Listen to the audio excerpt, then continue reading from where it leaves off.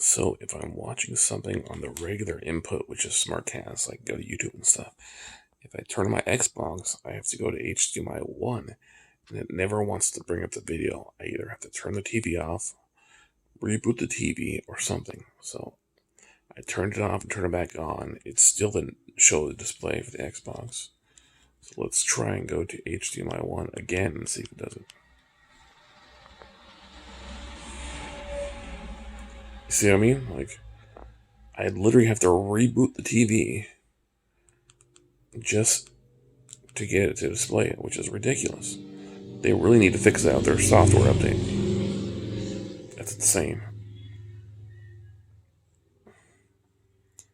You should be able to switch inputs if the Xbox is on and go to HDMI 1. There's no reason.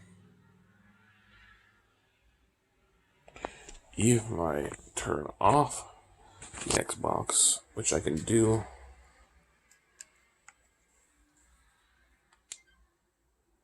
turns off, right? Still on HDMI 1, turns back on.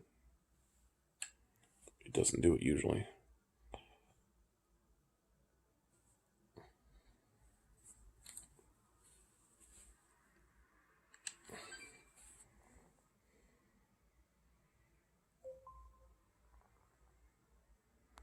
So I literally have to reboot the TV just to use my Xbox. It's kind of pathetic, honestly. It takes fucking forever. I have to go to system. Actually, you would think it's on system, but it's admin, which makes no sense. So I have to reboot the TV, wait, just to get the Xbox to display to the TV. That's ridiculous. This is like a newer TV, too.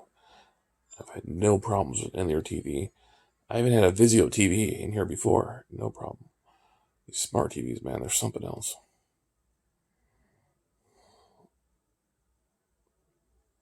Usually if I boot it up, it does it every time. But I shouldn't have to reboot the TV just to play Xbox.